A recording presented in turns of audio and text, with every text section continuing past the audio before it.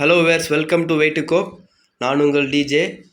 இன்றைக்கி இந்த வீடியோ எதுக்கான்னு பார்த்தீங்கன்னா, தணிக்கையில் வர ரெண்டாவது லெசன் தான் பார்க்க போகிறோம். அதாவது உட்தணிக்கை.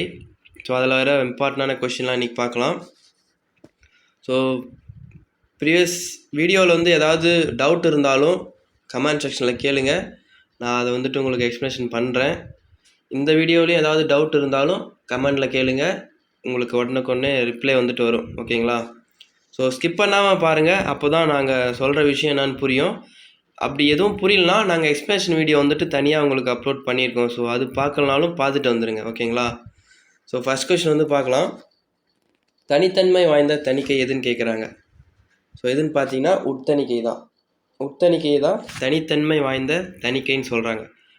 ஸோ ரெண்டாவது பார்த்தீங்கன்னா, தொடர்ச்சியாகவும் நெருக்கடியான சூழ்நிலைகளும் நிதிநிலையை ஆய்வு செய்து முழு ஊதியம் பெற்று தணிக்கை பணியினை மேற்கொள்ளும் நடைமுறை உட்தணிக்கையாகும் என கூறியவர் யாருன்னு பார்த்தீங்கன்னா வாட்டர் பி மேக்ஸ். அதாவது நெருக்கடியாகவும் இந்த தொடர்ச்சியாகவும் ஏதாவது ஒரு சூழ்நிலை நிதிநிலையை அறியணும் அப்படின்னா ஒரு முழு ஊதியம் பெற்ற தணிக்கையாளரை அமைச்சு தணிக்கையை மேற்கொள்கிறது தான் உட்தணிக்கை அப்படின்னு சொல்கிறது யாருன்னு பார்த்தீங்கன்னா வாட்டர் பி மேக்ஸ்.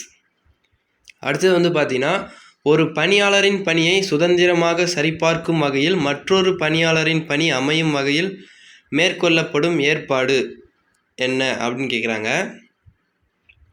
அது பார்த்தீங்கன்னா உட்பரிசீலனை.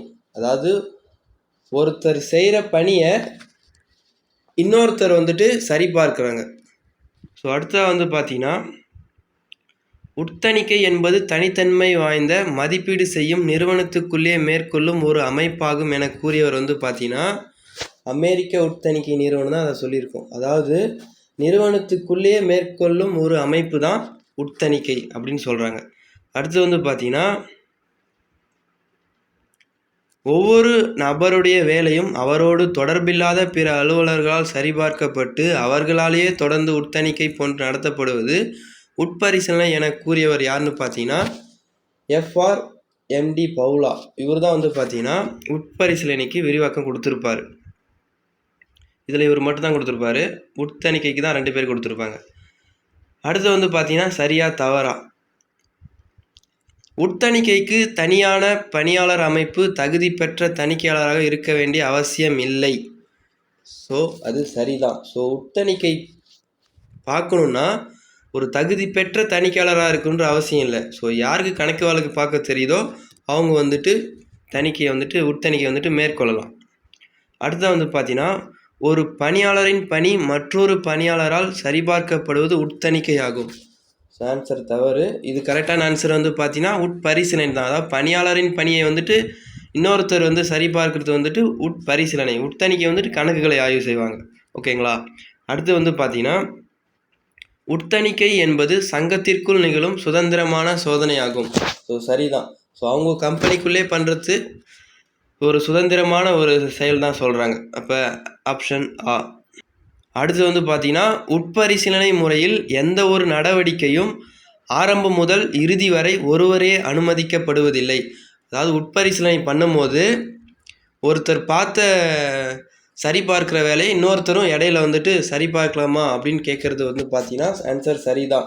ஸோ நீங்கள் பார்த்துட்டு இருக்க வேலை சரியில்லைன்னா வேற ஒருத்தரை கூப்பிட்டு வச்சு கூட பார்க்கலாம் அந்த வேலை கரெக்டாக போகுதாலன்ட்டு. ஸோ உட்பரிசீலனை இது பண்ணலாம். உட்பரிசீலனை தனித்து இயங்கும். சரியா தவறான்னு பார்த்தீங்கன்னா தவறு. உட்பரிசீலனை தனித்து இயங்காது. அதாவது உட்தணிக்கை தான் தனித்து இயங்கும், உட்பரிசீலனை தனித்து இயங்காது. ஸோ அடுத்த கொஸ்டினாக தான் பாருங்கள். உட்தணிக்கை தனித்து இயங்கும். சரியா தவறான்னு பார்த்தீங்கன்னா சரி. உட்தணிக்கை தனித்து இயங்கும். ஸோ இதோட இந்த லெசன் முடியுது. ஸோ சின்ன சின்ன யூனிட் இருந்ததால் அதிகமாக 1 மேட் எடுக்க முடியல. ஸோ இதெல்லாமே இம்பார்ட்டன்ட் தான். இதையும் நோட் பண்ணிக்கோங்க. ஸோ கண்டிப்பாக அதிலேருந்து கொஷின் வரும். மறக்காமல் வீடியோ ஸ்கிப் பண்ணாமல் பாருங்கள். உங்களுக்கு இந்த வீடியோ பிடிச்சிருந்தால் லைக் பண்ணுங்கள். அதே மாதிரி உங்கள் ஃப்ரெண்ட்ஸ் சர்க்கிளுக்கும் ஷேர் பண்ணுங்கள். சப்ஸ்கிரைப் பண்ணி வச்சுக்கோங்க. அப்போ தான் நாங்கள் போடுற ஒவ்வொரு வீடியோவும் உங்களுக்கு உடனே கிடைக்கும். ஓகேங்களா? Thank you.